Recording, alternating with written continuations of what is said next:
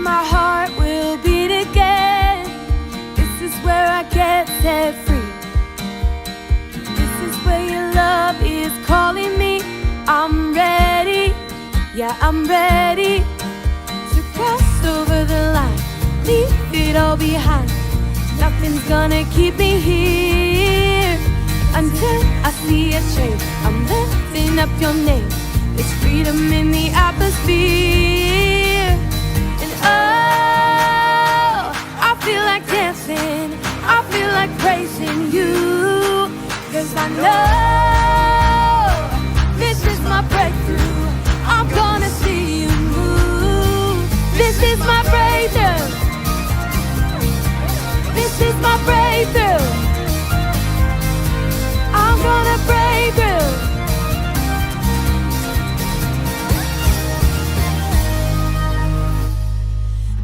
Where your word takes hold of me.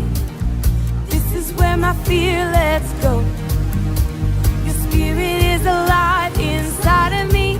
I'm ready, yeah, I'm ready to cross over the line, leave it all behind. Nothing's gonna keep me here until I see a change. I'm lifting up your name. There's freedom in the atmosphere.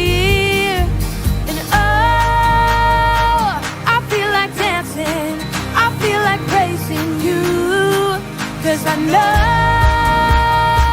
this is my breakthrough. I'm gonna see you move. This is my breakthrough.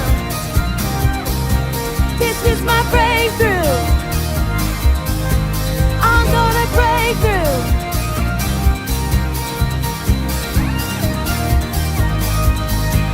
This is my breakthrough. This is my breakthrough. I'm gonna break through.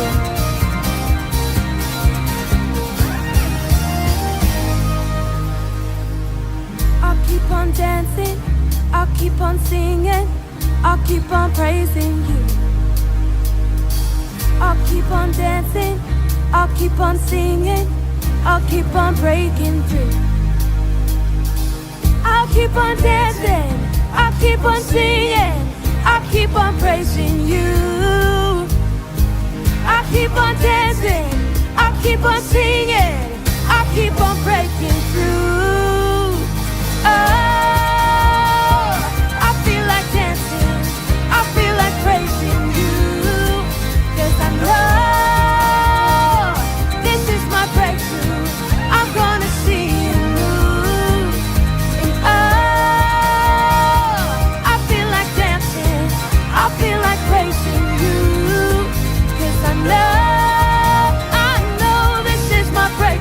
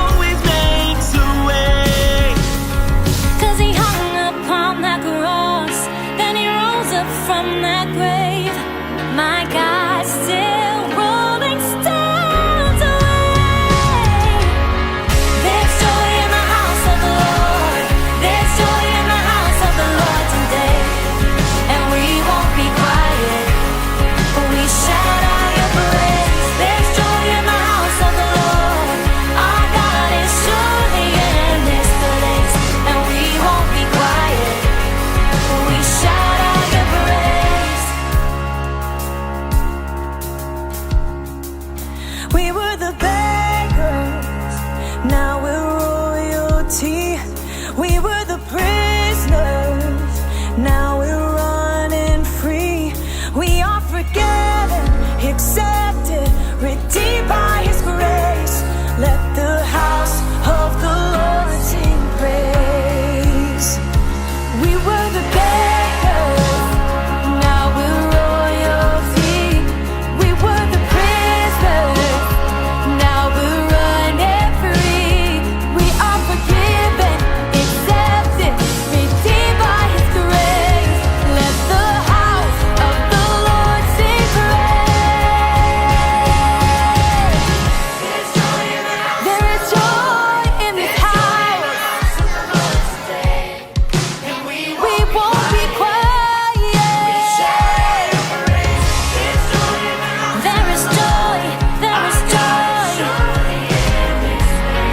and we won't be quiet. We're gonna shout out your praise. There's joy in the house of the Lord. There's joy in the house of the Lord today. Ooh, we're gonna shout out your praise. There is joy surely in this place. We won't be quiet. We shout out your praise. There is joy in this house. There is joy in this house today. We shout out your praise. We shout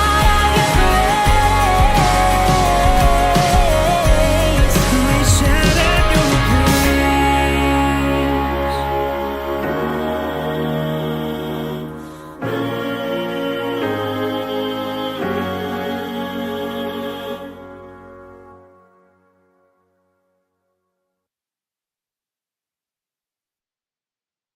Wheaton College Graduate School is partnering with Grace Leadership Institute to offer a master's degree in ministry leadership. Are you ready to take your next educational step locally and pursue ministry? Learn more and sign up at graceleadershipinstitute.com.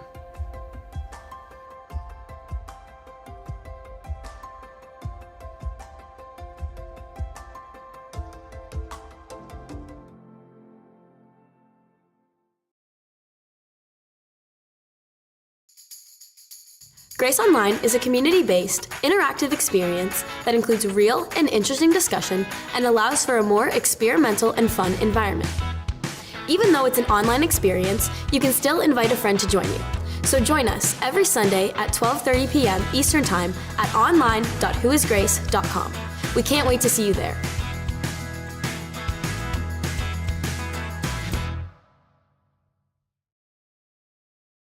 Friends, good morning. My name is Mike, and I'm the site pastor for Grace Harbor Creek. And on behalf of the entire church, I want to say this. We are so glad you're watching today, and we sincerely hope that this time is encouraging and, more importantly, serves to bring you closer to God. I'd like to personally invite you to join us for Grace Online, Sundays at 12:30 p.m. Eastern. It's a community-focused, discussion-based time of worship and learning, and it's a great next step for you, no matter where you're watching from. You unravel me with a melody. You surround me with a song of deliverance from my enemies, till all my fear is gone, and I'm no longer a slave to fear. I am a child of God. I'm no longer a slave to fear. I am a child of God.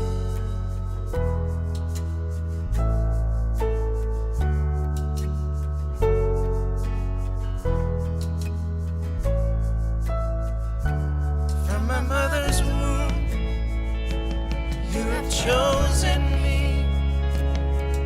Love has called my name. I've been born again to your family. Your blood flows through my veins. I'm no longer a slave to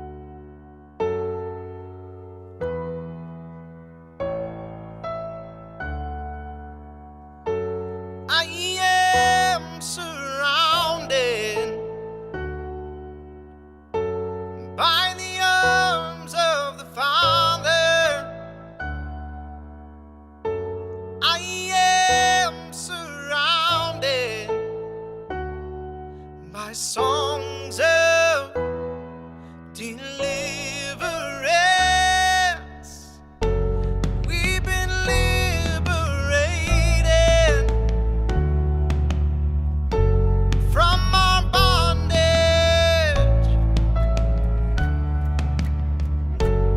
We're the sons and the daughters. Let us sing our freedom.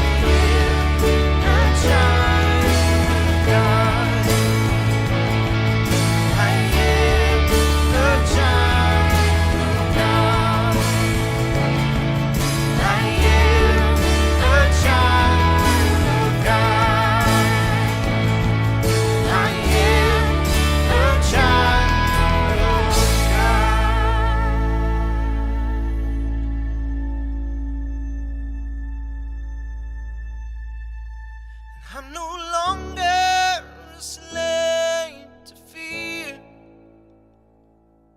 I am a child of God. And I'm no longer a slave to fear. I am a child of God.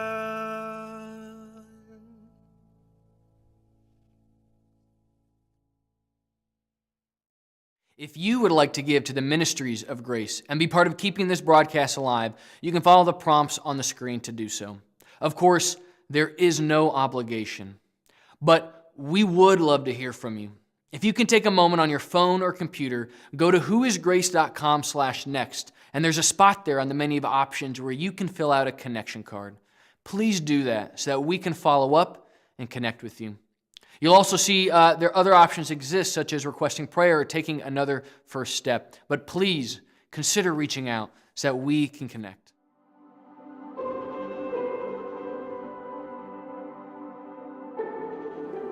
I grew up thinking that it was normal to live paycheck to paycheck, for arguments to erupt surrounding finances, for my dad to come home with a new shiny truck or other expensive toy every few months or so without discussing that purchase with my mom. Financial responsibility was never a thing on my radar, even though I now know as an adult that my mom must have been grasping at straws to try and keep us afloat. I wasn't financially responsible at all through my early adulthood. I was making minimal payments on all my credit cards, and there were many. And then I had a serious health emergency and was unemployed for 3 months, which led to me filing for bankruptcy. Josh and I were married in 2010 without ever discussing finances. And again, I thought that was normal. When we got married, we both had our own bank accounts. We had jobs, taking care of our own stuff, just like normal. Josh had bought our house before we met, so I assumed he was taking care of all the things he always did. The house payment, the insurances, the taxes, the electric, the gas. Then I quit my job unexpectedly and I needed help to maintain my end of the bills, and that's when I got pregnant with our oldest son, Jet. Yeah, our finances, they were spiraling. We weren't making ends meet. Yeah. Paying one bill one month, pay another, and paying whichever angry bill collector was calling, pretty much. Then we had another son. Jack's a year later, further adding more expense to our very full plate, and it was exhausting. I felt helpless at home with the two small boys, knowing we couldn't afford childcare even if I could find a decent job. And then I got pregnant the next year with our daughter. And to say I felt defeated is, it's an understatement. January of 2016, we heard about Financial Peace University through a sermon series Pastor Derek was doing. At our wits' end with our finances and feeling pretty much defeated, we scraped up some money, took the class, and yeah, it was eye-opening for sure. The biggest shock to us was writing out a monthly budget. Yeah. To write down our monthly income and deduct our monthly bills and the absolute essentials at the time, like food and gas and diapers and formula. And when we did all of that, we actually had more than enough money coming in to pay for those bills and the essentials. We made a budget every single month, accounted for every single penny coming in, going out. We collected receipts, adjusted line items for whichever something that may need to be bought in that month. Yeah, I think the most important part to our success was the fact that both of us were all in, and we were both desperate for the change in our life, and we were willing to do whatever it took to get ourselves to a better place. Yeah. The peace that came from learning how to be financially responsible is almost indescribable. Life after FPU I'd describe as freedom-filled. Yeah. Learning to be responsible with what God has given us in a way that is honoring to God is peaceful and stress-free. Seeing the way it's centered with bringing us closer to the heart of a father, you could tell the difference between that stress and a heart-filled, peace, joyful home that we have. Looking back, our lives have been Matthew 6-centered, I think. We used to be anxious over everything financially. We constantly worried about how everyday items, bills, and needs would be paid for. We are now fully trusting in God with all our finances. He always has and always will provide for us in His way as He cares for all of His creation. We always have enough, and when we have more than enough, we ask Him to guide our decisions with our giving. We are blessed, and we are blessed to be able to bless others. Yes.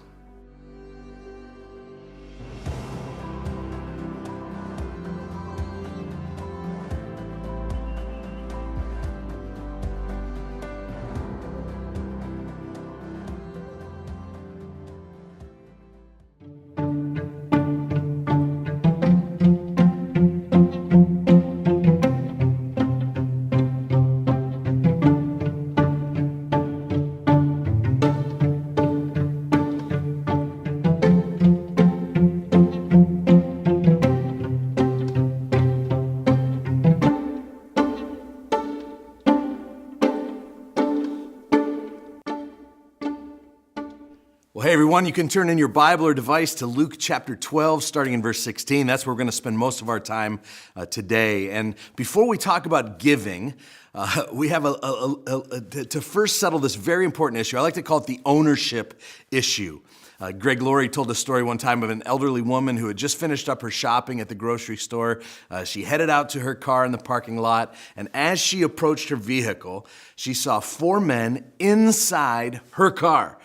And the increasing crime rate in America was disgusting to her, and she had long prepared for this very moment. And so she dropped her shopping bags, she drew out the handgun that she'd purchased from her purse, and she screamed, "I have a gun, and I know how to use it. Now get out of my car." The men did not wait for a second invitation. The doors were opening, bodies were flying. 4 men ran like crazy from this gun-toting grandma. Despite her Clint Eastwood confidence, the woman was very shaken by the experience. It took her a moment to gather herself and her shopping bags and get into her car. And she kept an eye out for the hoodlums on the horizon. Thankfully, they were still running the other way. And so she put the pistol back in her purse. She got out her keys. And for a moment, she thought the problem was her trembling hand. But no matter how hard she tried, she couldn't get her key to turn the ignition. After repeated attempts, she took a better look at the car, and it didn't seem quite as familiar as it once had. At about that time, she noticed an almost identical car parked 4 or 5 spaces away, which was her car, and she realized that she had just become the next statistic in America's crime wave. She was officially a carjacker.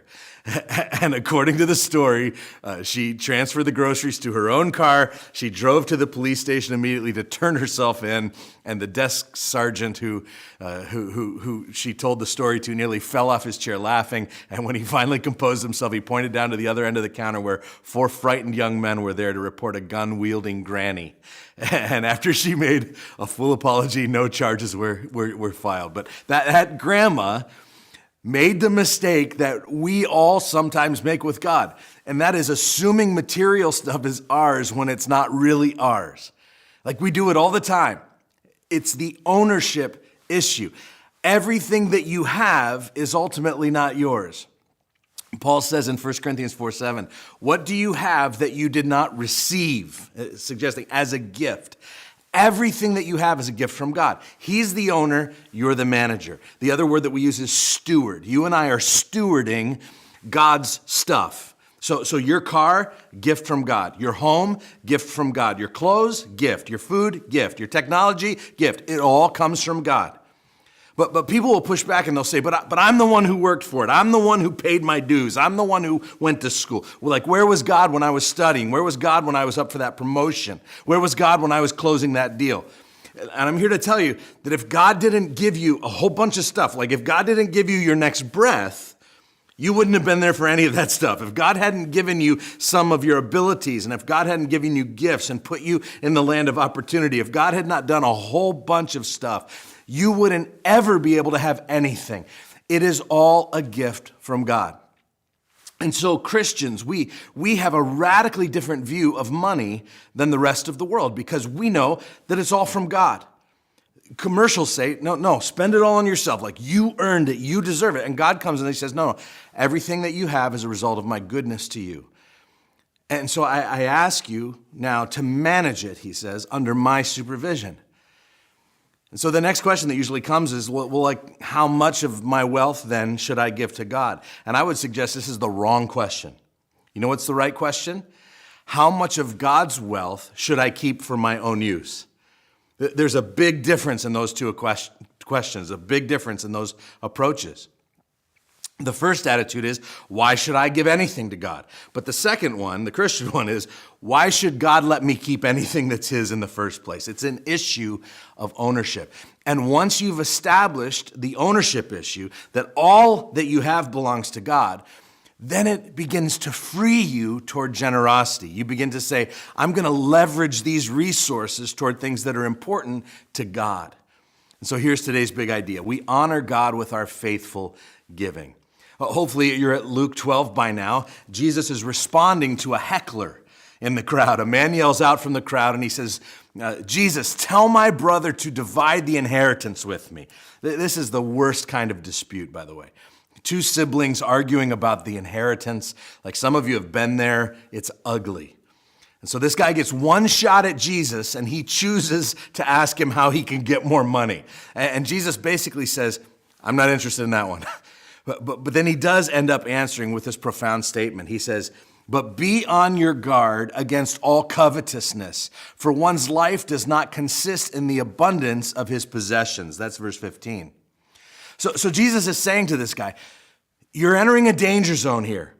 Like any time you find yourself coveting is just wanting more and more for yourself. He says you're walking on thin ice. And the problem for us in America is we don't see coveting as a sin. We see it as a way of life. Social media, YouTube, fashion, advertising, they're all ways for us to covet, for us to look at what other people have and to say, I want that. Yet in the 10 Commandments, commandment number 10 says no coveting. Exodus 20 says, you shall not covet your neighbor's house or covet your neighbor's wife or his servant or his male servant, his female servant, his ox. Like in today's language, that's like, don't look at your neighbor and want his tools, his truck, her apartment, his vibe, her meals. Like anything that is your neighbor's where you find yourself saying, I need that thing. Jesus says red flags should come up. Be on your guard against that. It leads you down a dangerous path. And then he says these words, for life does not consist in the abundance of possessions. Now, that's the punchline of this whole passage, by the way. You can circle it, underline it, whatever. But we get the punchline right up front. Jesus is exposing a lie. And the lie claims that life does consist of the abundance of possessions. Like, the lie is that the goal of your life is to accumulate, to live it up, to arrive at the end of your life with the biggest pile. And what's the phrase? I've never seen a hearse pulling a U-Haul, right? It's you can't take it with you. And so Jesus kind of makes this statement, and then he goes on to tell a parable that's going to illustrate this point. And again, the point is not just don't accumulate stuff. The next step to that point is to actually be generous with your stuff. And so as we work through this passage, I want to point out 4 understandings that lead to generosity. So again, look at verse 16. Remember, he's responding to a guy from the crowd asking Jesus to tell his brother to give him the inheritance. Okay, here's verse 16. And he told them a parable, saying, the land of a rich man produced plentifully. And he thought to himself, what shall I do? For I have nowhere to store my crops. And so we're introduced here to the main character of our story, a parable. It's a businessman, and his company was on a hot streak. Like he'd be right at home in our society, probably a workaholic. He's doing whatever it takes to succeed, and it took everything. And he was on a roll. And in verse 17, we learn our first understanding that leads to generosity, that this man hits a major crossroads, and here's what he has to learn. When you have extra, maybe it's not for you. Like his crops were plentiful. He ran out of storage, and so he hits this moment of decision. When there's extra, you see, you have a decision. And now some of you are like, whew, like I don't have to listen to this part because I don't have any extra. Let me press you on that for a minute. Because I would suggest in America in 2023, if you're within the sound of my voice, we all have extra. Like when we hear a story like this in the Bible that's called the parable of the rich fool, we invariably think, whew, yeah, rich people, we don't like rich people. Here's the problem. We are the rich people. All of us. Like the guy in this story was achieving a financial status that the vast majority of us have already achieved. We enjoy it every day. See, our culture keeps us so focused on the things that we don't have, the cars that we don't drive, the houses that we don't live in, that we've been tricked into thinking that we're always lacking. That the person in the category or two above us financially, that they're the rich ones, but not me. The truth is that compared to 95% of the world, you and I, all of us, we have lots of extra. I'll just give you a few examples. Ever eat out? Like, if you eat out, it means you have extra money. Let me just rephrase. Do you ever eat out for historical accuracy? Do you ever pay a whole staff of people to prepare your food and then serve you food? Because if you look through history, what I just described is the treatment of kings. Do you ever spend money to entertain yourself, like shows, movies, trips, subscription services? Do you drive your own vehicle? You realize only 3 to 5% of people in the world own a car. Or do you have a comfortable place to live? Like, is that place dry? Is the air perfectly temperate for your comfort, warm in the winter, cool in the summer? Do you have running water in your home? Like maybe even both hot and cold water options. What about labor-saving devices with fingertip controls? Maybe a washer, a dryer, refrigerator, microwave. Maybe in addition to having a house for yourself, do you also have a little house for your car? We call it a garage. Our English friends would call it a garage. It's a house for your car. And I would venture to guess that that little house for your car is bigger than most houses around the world for families. Like I've been in the homes of our friends in the DR and in Haiti and in Thailand and Mexico. And if you can stand in a 10 by 10 structure that acts as a bedroom, living room, kitchen, dining room for a family of 5, like you're confronted with a question, why have I been entrusted with so much? Guys, this isn't a guilt trip at all, okay? It's just a reminder that we've all been blessed with extra. Let's talk clothes for a minute. Most people through history had one or two garments that would protect them from the elements. We have clothes for every occasion. We have pajama clothes. We have work clothes, relaxed clothes, exercise clothes, work out in the yard clothes. We have seasonal clothes, certain colors that you wear at certain times of the year, certain sleeve lengths and pant lengths. Most of you probably have a little room in your house for all your clothes that aren't in season. We call it an attic. Guys, we have extra. And don't get me started on garage sales and sheds and storage units. Like, we have so much extra that we don't even know what to do with it. And so we rent other people's buildings to store all of our extra stuff. Again, this isn't meant to judge. This is not to guilt anyone. I'm just attempting to remind us that even the poorest person in the room today, compared to 95% of people in the world, we have extra. And when you have extra, you have a decision, because maybe all the extra is not for you. And you and I have to ask, what should we do with it? The man in our story faces this same moment, this decision. And in verse 18, we see that he decides what to do. He spends it on himself. Look at verse 18. It says, and he said, I will do this. I will tear down my barns and I will build larger ones. And there I will store all my grain and my goods, and I will say to my soul, soul, you have ample goods laid up for many years. Relax, eat, drink, be merry. But God said to him, fool, this night your soul is required of you, and the things you have prepared, whose will they be? So is the one who lays up treasure for himself and is not rich toward God. So the second understanding from these 4 verses that leads us to generosity is this. It's that your lifestyle doesn't always need to keep pace with your income. So the man had extra, and he thought his next move was bigger barns. And he made the same assumption that most Americans make. His assumption was, if I have extra, it's for me.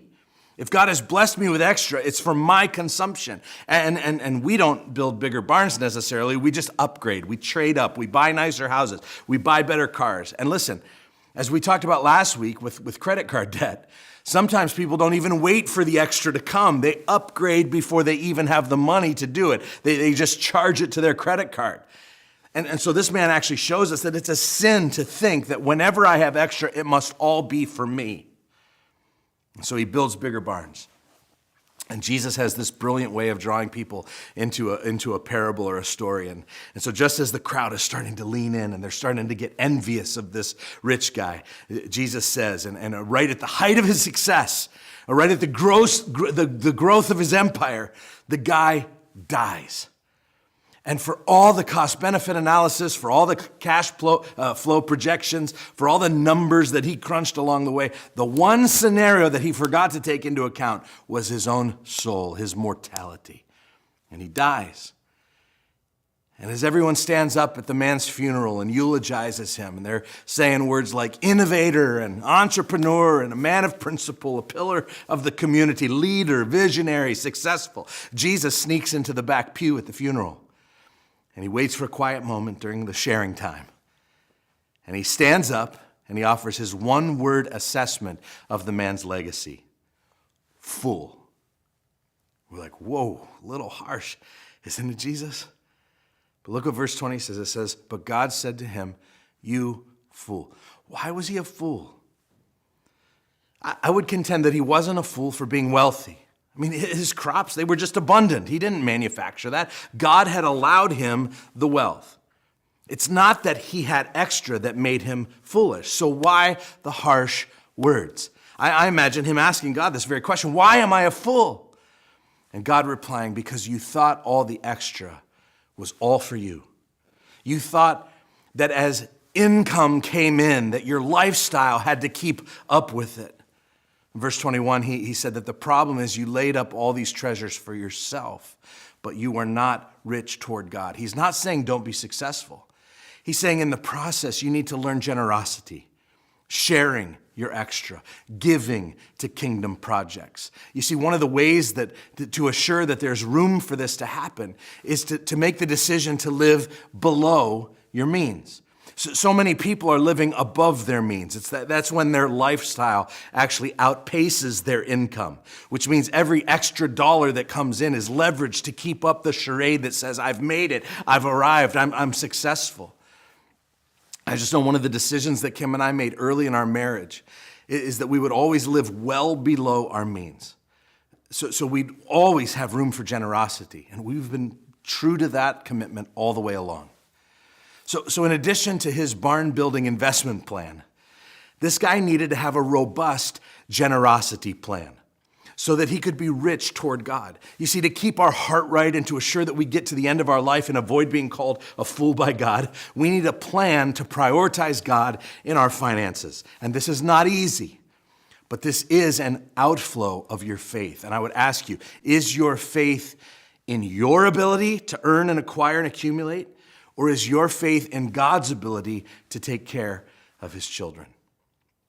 Now, I think this story brings up the issue of retirement. So let me just talk about retirement for just a moment. Does this text mean that everyone who has a retirement plan is a fool? And I think no, of course not. But here's what I want you to consider. What's driving the motivation of retirement for you? It's not a sin if you make enough money that someday you don't have to get up and go to work every day. But that doesn't mean that your whole goal is just to eat and drink and play shuffleboard and wear flip-flops and hang out all day with a bunch of other people who slather themselves with therapeutic cream and talk about surgeries while sipping drinks with umbrellas in them, okay? And you just kind of check out on life and coast to the finish line. That is not the goal of life. That's the American dream. But God has a word for that. Foolish. Because if you retire, even if you retire from work, you don't retire from your calling. See, the driving goal of our lives is not a comfortable finish line. It's doing Christ's work in the world. Craig Groeschel said it this way: if you're not dead, you're not done. So don't hang up your cleats for the final chapter. So here's the point. Your lifestyle doesn't need to keep pace with your income. The goal is to be rich toward God. And he wraps up this section in verses 32 to 34, where Jesus starts to get very practical with all this. How do we avoid falling into materialism and selfishness like the rich fool did in this story? Well, look what he says in 32.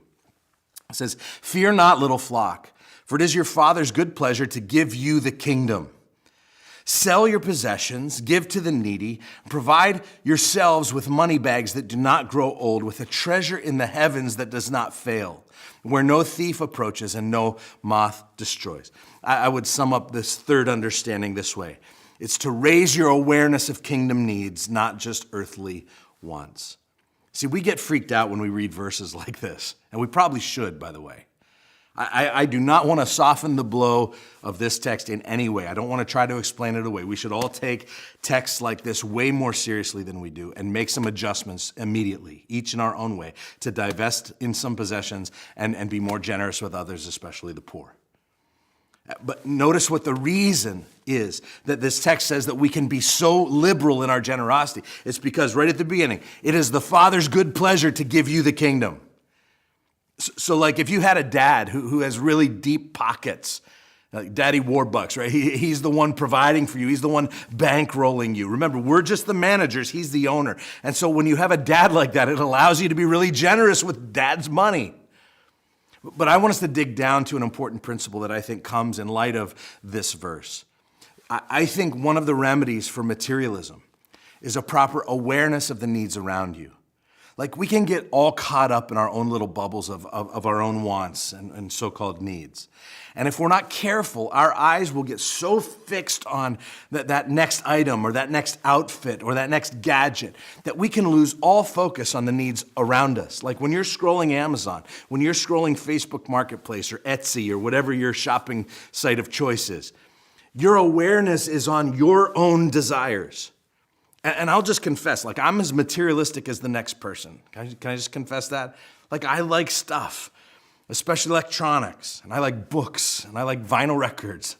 And I can work very hard in my mind to justify why I need, not just want, why I need those things. And I've discovered that what drives my lust for stuff happens to be awareness. Do you know, I've never wanted one single thing that I didn't know was out there. It's true. But there have been many things That as soon as I found out they were out there, suddenly I wanted them. And my brain then starts working overtime to convince myself, and usually my wife, that I don't just want it, I need it. But here's the other side of that coin. As I become more systematically aware of the needs in the world around me, of the needs in our community, of the needs in our church, it has helped me to rein in my quest for more gadgets and more stuff and to funnel some of that energy toward kingdom needs. That's the power of awareness.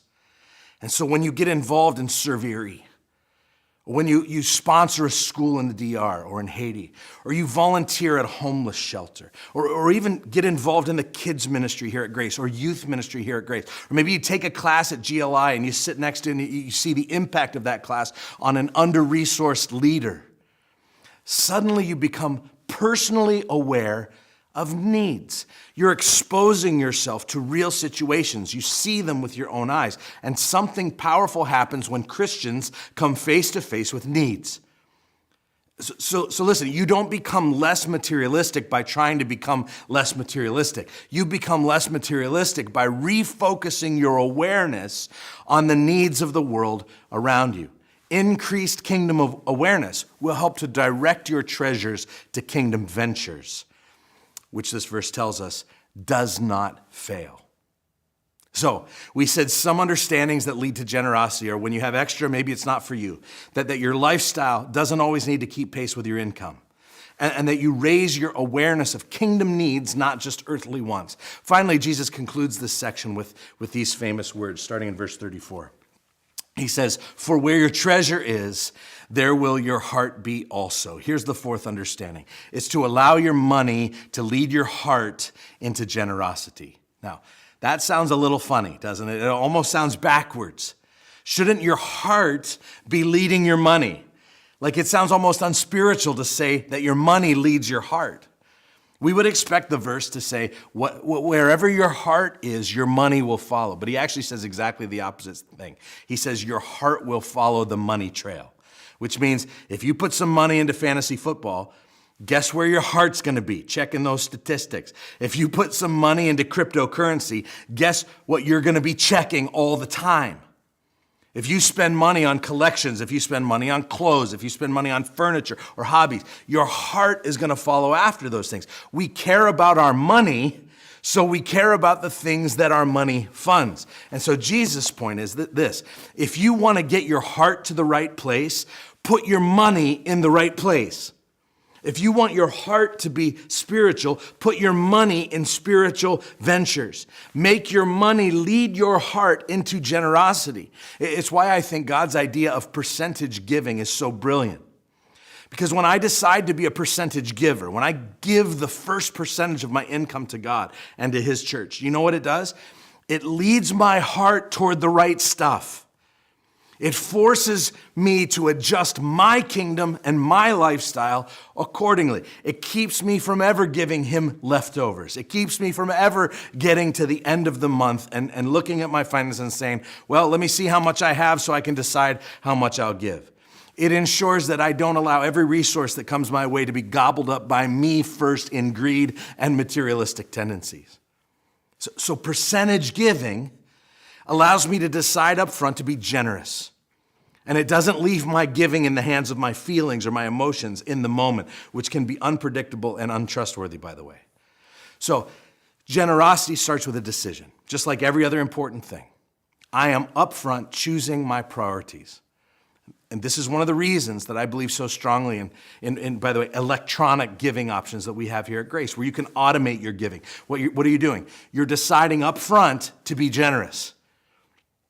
And if you want to see results with anything in life, you put a system in place like that. So take two guys and a dentist. Sounds like the start of a bad joke. One of the guys, every time he goes to the dentist, he schedules his next trip. You ever do that? You get it in the books, your next visit. The other guy waits until he's in the mood to see the dentist. Which guy will enter his retirement years with all his teeth?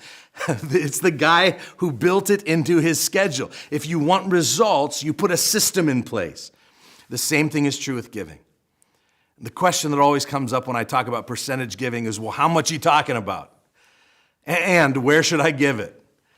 Well, let me answer this way. In the Old Testament, God set up a practice. He put it in place that would systematically remind people that all they have is His, and that a portion of it should go back to Him right at the very beginning. In the Old Testament, God gave Israel the practice of tithing, that is giving 10% of one's income to God.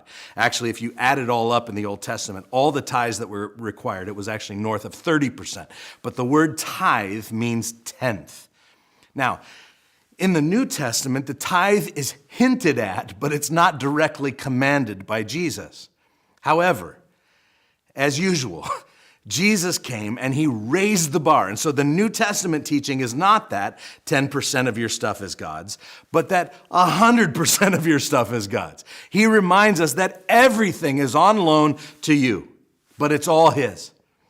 And so here at Grace, we encourage the tithe, but we encourage it as a starting place. It's a kind of training wheels to true generosity. Our boys were both pole vaulters, and in the pole vault, there's this thing called opening height. Opening height is like the entry requirement to get into the competition. Like if you want to play, you have to clear opening height. I think about tithing kind of like opening height. If you're a Christian and you're keeping more than 90% of God's money to be used by yourself, you have to really rethink that arrangement. God created us so that our hearts would imitate His heart, and He is a generous God. He gives and gives and gives. Now, there's some of you who aren't doing this. And some of you, honestly, are just a decision away from going on this adventure with God. I know tons of stories of people who went cold turkey into this. They were like, screw it. They just started giving 10% of their income away, no turning back. It is a soul-expanding, heart-pounding adventure of generosity that we're all supposed to be on, by the way. And there are some of you, for a variety of reasons, you can't go straight to 10% to start out. But I want to challenge you, not just to kind of toss the idea aside. I want to challenge you to do something. Would you choose a percentage that's somewhere between where you are now and 10%, and just to prioritize this and do it again and again? Be consistent. And listen, if you're in a rut or a crisis or you have some serious debt, we have this great course starting soon at all locations. It's called Financial Peace University. You can find information at whoisgrace.com/next, but do something to get in the generosity game. And frankly, there are some of you who don't even feel 10%. It's not even a challenge for you. You should start asking the question, is my giving at my current percentage helping to lead my heart to generosity? And if it's not, it's time to ratchet it up. Let your money take your heart for a little joyride. And then there's the question of where should you give? And there are many wonderful organizations and causes to give to. Kim and I partner financially with lots of them. But call me old school, I just can't get away from this idea in the Bible that Christians should focus the majority of their giving to their primary community of faith, their church. I would expect believers who call Grace their church home, who attend here, who are spiritually fed here, who are involved in the mission here, to have the majority of their kingdom giving going here and not to other organizations. The local church is God's main strategy for the redemption of the planet until He comes back. And our resources can accomplish more together. That the Bible talks about tithes and offerings. And so after your primary giving is directed to your local church, there are other amazing causes in our community and around the world that you should funnel some of your generosity toward as well. So let me challenge you with one more thing about generosity. And it's simply this: don't wait. So many people think, I'll be generous once I have more. It's just been proven again and again that this rarely happens. As your income levels go up, the percentage of charitable giving actually goes down.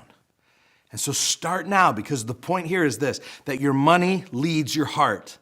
And as more of your money is invested in kingdom stuff, then more of your heart is softened and surrendered to the kingdom. So will you take the next step and step forward in your giving today? I've given a bunch of practical ideas throughout my message, but let me just highlight one, that no matter where you're at in this journey, take the FPU class. It starts next week. But the other thing I would ask you to consider is just kind of this progression. If you're not giving at all, start giving something. If you're giving haphazardly, start giving systematically. If you're tipping God a small percentage, move toward a tithe. And if you keep forgetting, set up an electronic account. God is honored by our faithful giving, and it's good for your heart too. Let me close today with just this thought. You know, generosity has as its source the grace of God. And one of the ways that you will know that you've truly experienced the grace of God is that you'll become more generous. Like if you need to be coerced to give, it's an indicator that you've never fully experienced or grasped His grace. Because if you've truly experienced the grace of God, your mindset about your possessions radically changes. When you realize what Jesus has done for you, everything else becomes expendable. You know that you really love someone when you're willing to give them everything. Married people, you know this. Remember your wedding ceremony? You stood there and looked another person in the eyes and you said, everything I have is yours. It's pretty radical what love will do to our wallets. I watch my kids wrestle with this truth as they've had girlfriends and boyfriends along the way. That there comes that date or that dance or that fancy meal, and they look at me and go, dang, this is expensive, Dad. And there's this like cost-benefit analysis going on in their heads. Like, do I love her $20 worth? Do I love her $100 worth? And love does funny things to our wallets, doesn't it? And when we're talking about God's love, He said to us, I'm giving you everything I have. Remember the famous verse, God so loved the world, what did He do? He gave. He didn't just give anything, He gave His Son. And when we experience that kind of love and grace, a true believer says, God, I owe you everything in return. Someone who's just playing the religious game says, God, you owe me. I've worked hard. Look what I'm doing for you. You need to give me this. You need to give me that. But that's a person who hasn't experienced grace. And so if radical generosity doesn't make sense to you, you haven't grasped the grace of God. That's okay. But if that's you, I'd say don't worry about the money thing right now. It's your relationship with God that needs straightened out. Focus on that. And focus on His radical grace. Because the money stuff will make sense in time once you get that figured out. I'm really excited about next week. I'm going to be preaching on something most of you have probably never heard a sermon on before, and that's spending. You'll probably expect one thing. I think you'll find another. So be sure to come back for next week. I love you guys. Take a photo of this QR code or go to whoisgrace.com/read to get started with our read plan. Don't forget to fill out a connection card form before you go. Friends, have a great day and a great week, and I'll see you next time.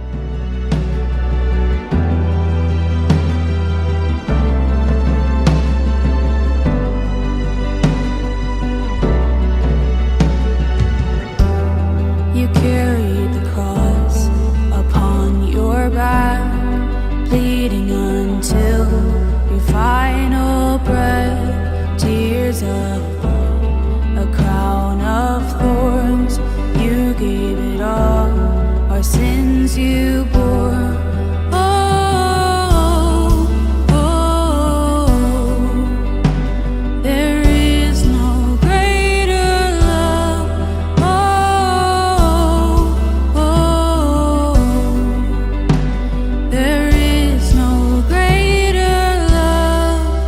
Oh, the cross, what you've done, it was more than enough, more than enough. Oh, the cross, what you've done, the power of your blood was more than enough. The sacrifice that changed history, the nails in your hands, the hands that saved me. The grave was sealed, death lost its sting as the lion roared in victory. The sacrifice that changed history, the nails in your hands, the hands that saved me. The grave was sealed, death lost its sting as the lion roared in victory. Yeah. Oh, the cross, what you've done, it was more than enough, more than enough. Oh, the cross, what you've done, the power of your blood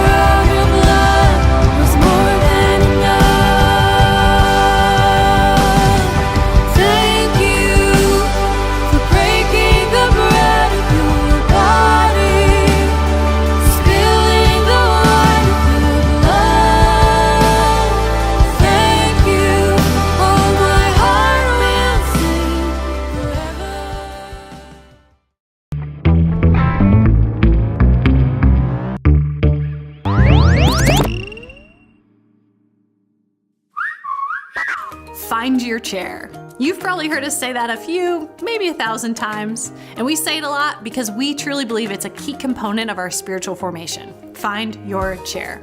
It simply means finding that place where you can connect with God through prayer and reading the Bible every single day. And I want to help you maximize your chair time by equipping you with an incredible tool. The YouVersion Bible app can help you establish a regular chair time. Our writing team publishes plans in YouVersion throughout the year, but there are also hundreds of other great reading plans that get you reading the Bible every day. If you've never tried it, I want to encourage you to download the YouVersion Bible app and search Grace Church to locate our church. And when you find Grace, you can click on Set as My Church, and you'll be set up to receive our featured plans every week. You'll find them on the home page and when you open the More menu and select Grace Church. Now, if you have done all of that and you're ready to level up your YouVersion experience, the best way to do that is to find at least one other person and invite them to follow a plan with you. And to do that, just select Start Plan and choose With Friends. And so once you select your start date, you can invite your friends by selecting them from your list or by sending them a link via text, email, or direct message. And why bother reading with a friend? Well, it's first of all going to help you stay accountable. You and your friends can see one another's progress throughout the plan, but more than that, you can talk it over directly in the app. So no matter when in the day you find your chair, you're able to leave your thoughts and comments for your friend. Personally, I have found this very meaningful during my chair time. Now, I just shared a lot of how-to info very quickly, but don't worry.